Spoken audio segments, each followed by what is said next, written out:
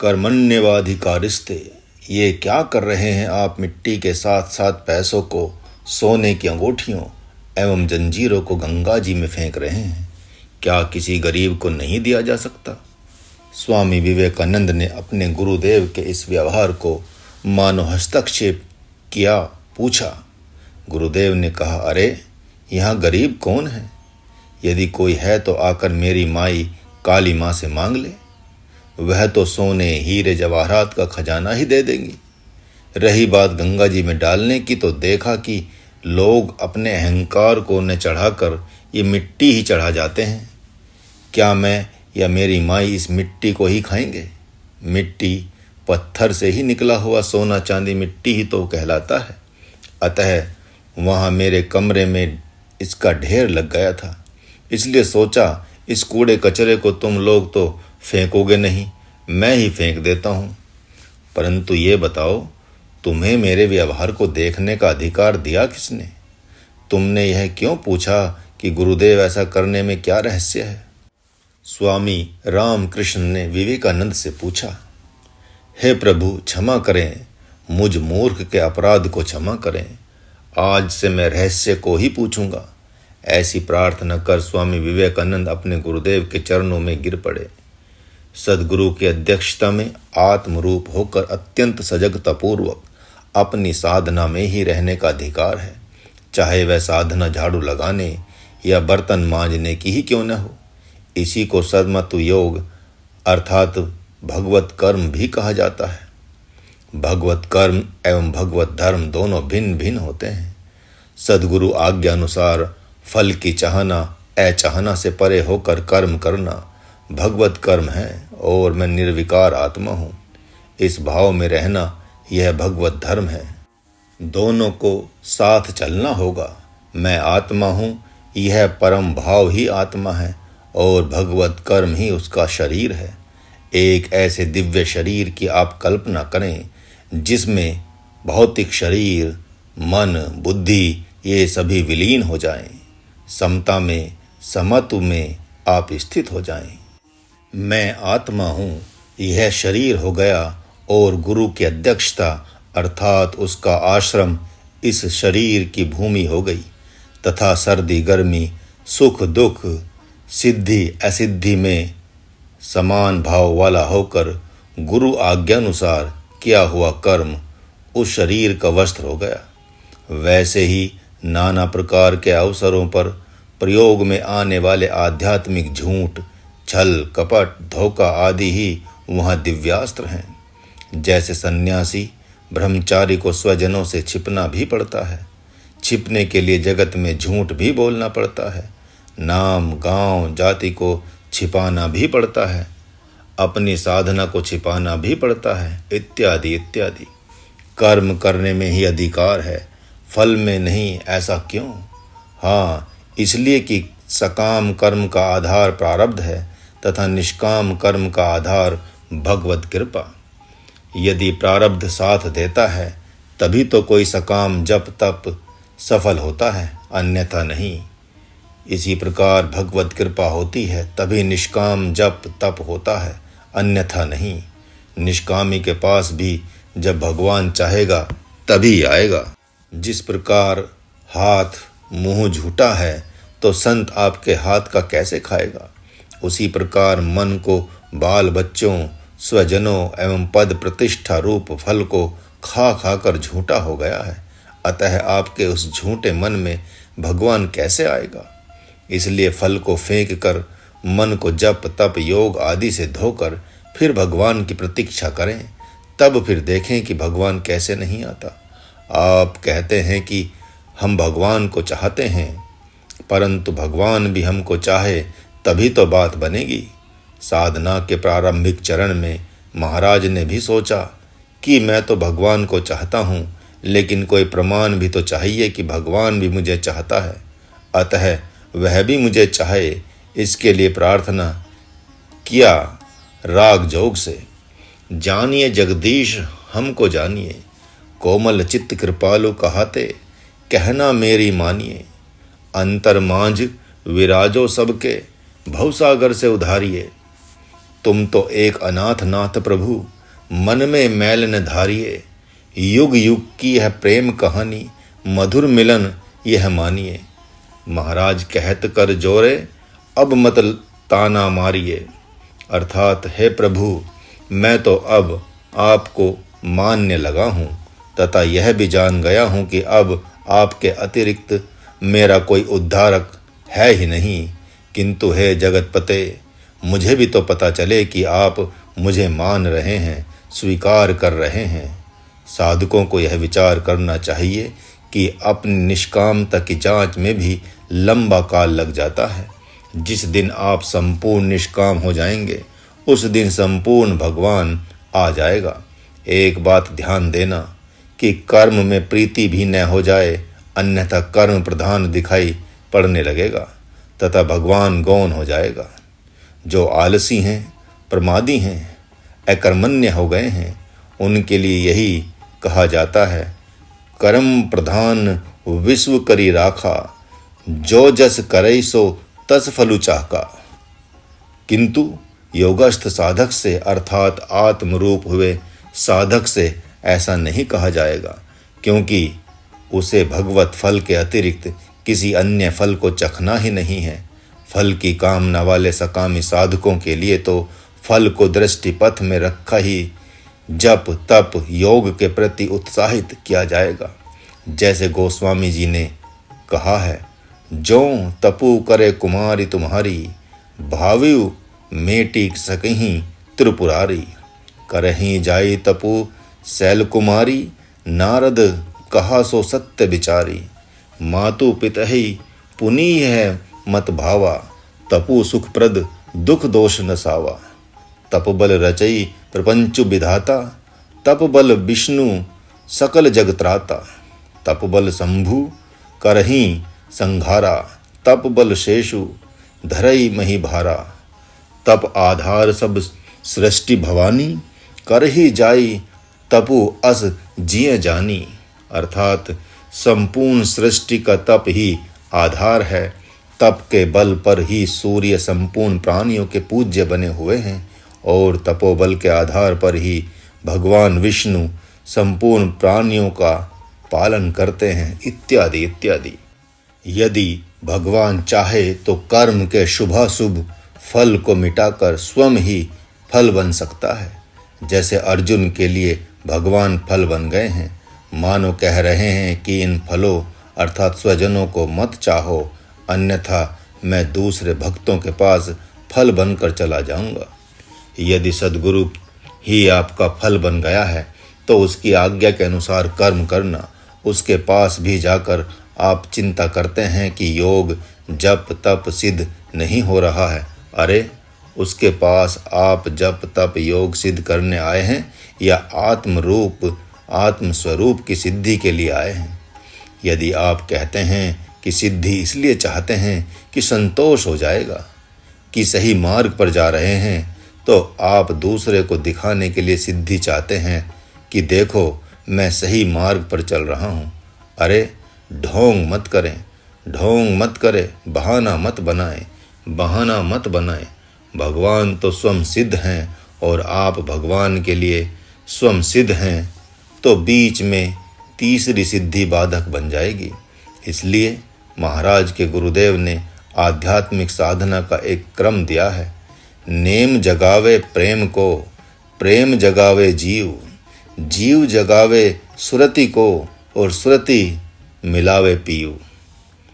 यहाँ आप देखें, माँ फलेषु कदाचन, यहाँ कदाचन पद आया है, अर्थात फल को कभी मत चाहना का तात्पर्य है जागृत में, क्या स्वप्न में भी नहीं, क्योंकि स्वप्न में भी देवी देवता या स्वयं सद्गुरु ही वरदान देने आ सकते हैं।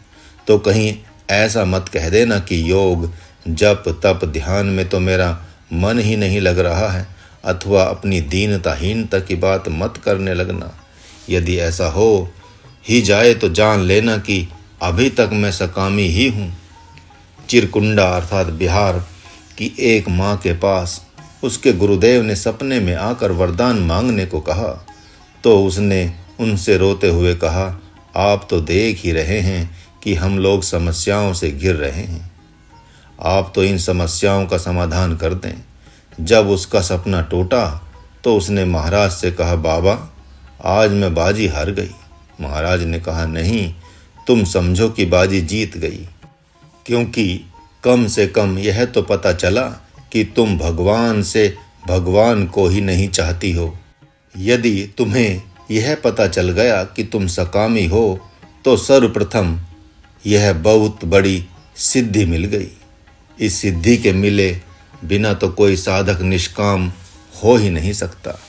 तुम कहती हो कि 1 मिनट भी ध्यान नहीं लगता, मांगती हो धन और ध्यान लगने की बात करती हो। एक समय में तो एक ही होगा, या तो ध्यान में धन आएगा या भगवान आएगा। कुछ दिनों के उपरांत उसके सपने में फिर गुरुदेव आ गए। उसने पुनः वही दीनता करुणा रो दी। अरे भगवान तो तुम्हारे अंतर की जानता है। वैसे भगवत रूप गुरुदेव की शिष्या होकर रोना रोती हो, जिसने राम रूप होकर अहिल्या को पुनः पत्थर से अहिल्या बना दिया, जिसने शबरी एवं गिद्ध आदि को भी परम गति दे दी। क्या वे भगवान वन प्रदेश में संकल्प बल से प्रकट करके खीर पूड़ी मलाई नहीं खा सकते थे? इस प्रकार काम क्रोध राग द्वेष छल कपट तो गृहस्थ आश्रमी विषय पुरुषों के साधन हैं। निर्विषयी का स्थान तो सद्गुरु आश्रम में है, जहाँ इन सब की आवश्यकता ही नहीं है। अतः आपके लिए जो सद्गुरु ने साधना दिया है वह सत्व में स्थित होकर आत्मरूप होकर निर्बाध से करते रहें। फिर तो आप कुछ ही दिन में देखेंगे कि आपने कभी किसी काल में कुछ किया ही नहीं है। रामानंद को भक्ति भाव में बिना आसन सिद्ध किए ही समाधि लग जाती है। उसे अनाहद नाद एवं ब्रह्म ज्योति को हटाना पड़ता है। इसलिए वह तो यही कहेगा कि क्या हाथ पांव तोड़कर बैठे हो, हृदय से भगवान के लिए रो लो, फिर देखो समाधि कैसे नहीं लगती। इसी रहस्य को खोलते हुए भगवान ने पुनः कहा है कि बुद्धि योग से सकाम कर्म अत्यंत तुच्छ है धनंजय। अतः तुम इसी योग का आश्रय लेकर युद्ध करो। फल की आशा से कर्म करने वाले जैसा तो कोई दीनहीन है ही नहीं। यह तुम जान लो कि बुद्धि योग से युक्त पुरुष इसी लोक में पुण्य एवं पाप दोनों का त्याग कर देता है, अर्थात दोनों से अनासक्त होकर मुक्त हो जाता है। इसलिए तुम अभी से ही समत्व रूप योग में लग जाओ, क्योंकि कर्म में कुशलता ही योग है। आए अब साधकों के बीच चलते हैं। भगवान मानो कह रहे हैं कि बुद्धि योग में स्थित होकर भी भौतिक फल की चाहना करने वाले अति दीनहीन होते हैं। यह उनका कैसा कर्म योग है, यह उनका कैसा साधु वेश है, यह उनका कैसा त्याग है। बहुत से साधक कहते हैं कि जो मन की बात जानता है वही साधु कहलाता है, जो एक से अनेक रूप हो जाता है, जो मरे हुए को जीवित कर देता है तथा जीवित को मार देता है, वही संत कहलाता है। महाराज को मन में बहुत हंसी आई।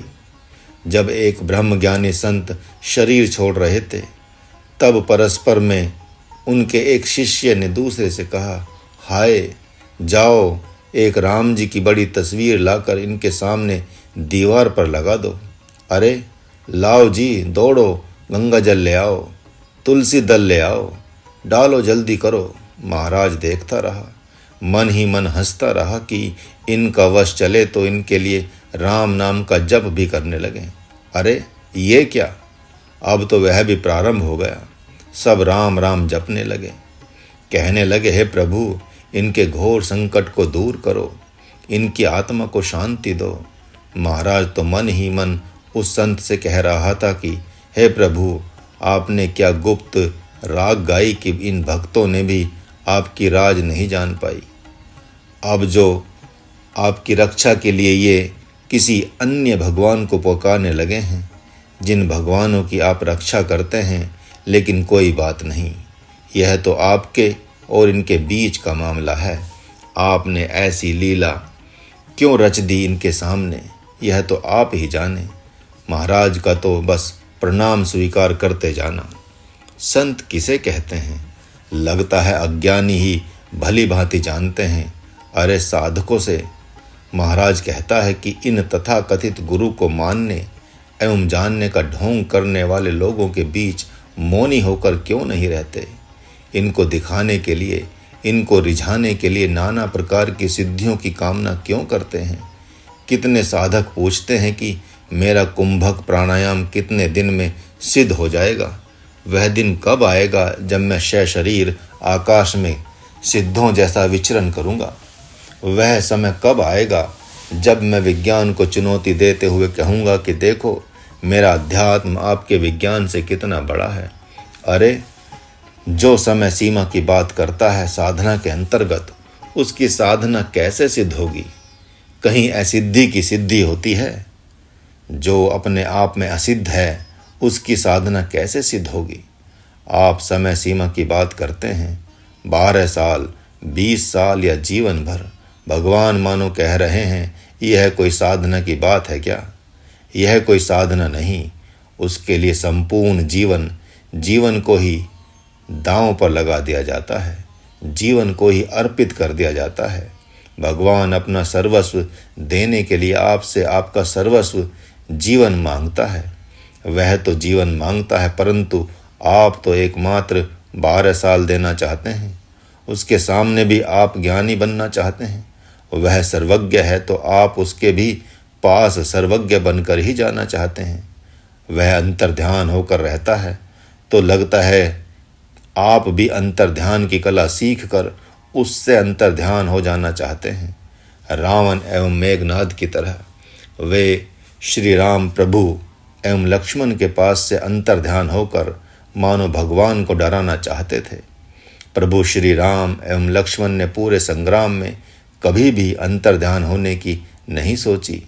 उन मूर्खों ने युद्ध भूमि में विष्ठा, मूत्र, रक्त, पीप तक की बरसात की, लेकिन भगवान मुस्कुराते रहे, मानो साधकों को संदेश रूप उपदेश दे रहे हों कि ऐसी सिद्धि के लिए यत्न मत करना, अन्यथा सद्गुरु के पास तो तुम रावण बन ही जाओगे। अरे कुछ जप तप हुआ नहीं और सिद्धि की बात करने लगे। भगवान तो तप योग इसलिए करा रहा है कि वह आपके पास आए तो आप उसके तेज को, प्रताप को, उसकी शक्ति सामर्थ्य को पचा सकें, उसको पाकर आप सम शांत हो सकें। लेकिन पहले ही आपको सिद्धि की कामना हो गई। अरे आप तो अति दीन हैं, तुच्छ हैं, विक्षिप्त हैं, मूढ़ हैं। आप जैसे का ही मन सदा उच्चाटन को प्राप्त होता रहता है। आप ही जैसा मूढ़ सिद्धियों की खोज में इधर उधर भटकता फिरता है। कृपणा फल हेतवः कंजूसों का अपना संसार होता है। अतः वे तो अपने शरीर रूपी फल को तो भगवान को देने से कह रहे हैं, किंतु यदि कोई अपने शरीर को भगवान को देना चाहता है तो वे उसमें अवरोध पैदा करना चाहते हैं।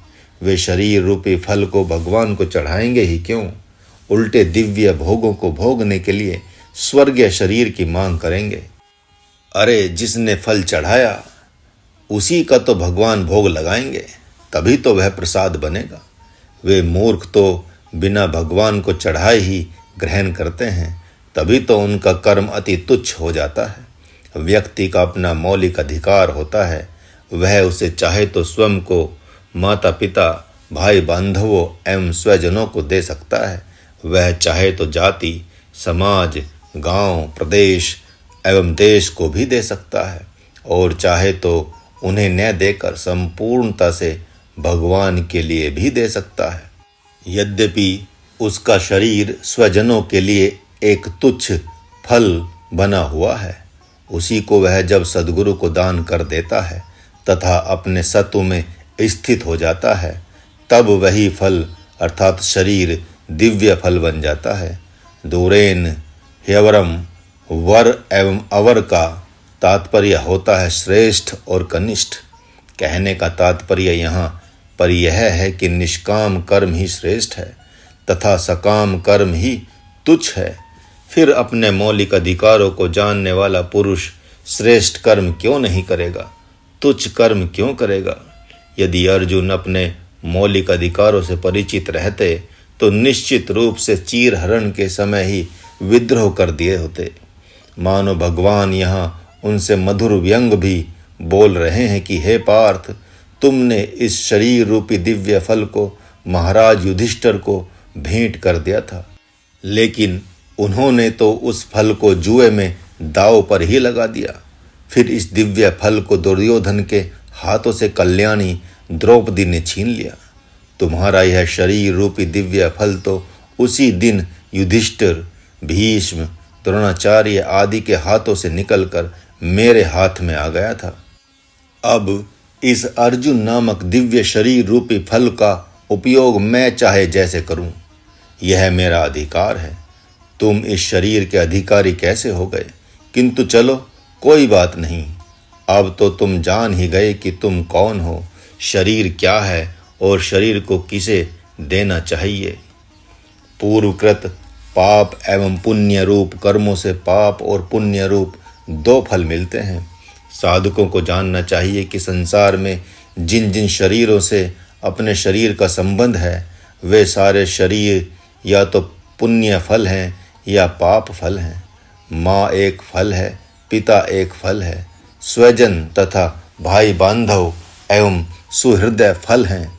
वैरी तो अपना पाप कर्म रूपी फल है ही, लेकिन माता पिता, भाई बांधव आदि भी अपने साधन पथ में बाधा बनते हैं, तो पाप रूपी कर्मों के ही फल हैं। यदि ऐसा है तो भले एवं बुरे दोनों प्रकार के स्वजन रूपी फलों को आप त्याग दें। जब उग्रसेन ने जाना कि कंस मेरे पाप रूपी कर्मों का फल है, तो उसके मांगने पर भी उन्होंने राज्य नहीं दिया। भले उसके द्वारा संग्राम में पराजित होकर बंदी बना लिए गए, उन्होंने उसका त्याग भी कर दिया। ऋषि विश्रवा ने जब जाना कि रावण, कुंभकर्ण एवं खरदूषण आदि मेरे पाप रूपी कर्म फल हैं, तो सदा सर्वदा के लिए इन कुपात्रों का परित्याग ही कर दिया और उन्होंने एक आश्चर्य में वो कर्म किया कि रावण रूपी पाप के साथ साथ विभीषण रूपी पुण्य फल का भी परित्याग कर दिया। अर्थात महात्मा विभीषण से भी वे अनासक्त हो गए।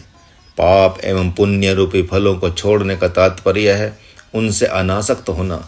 साधन पथ में उतना पाप रूपी फल बाधक नहीं होता जितना कि पुण्य रूपी फल बाधक होता है।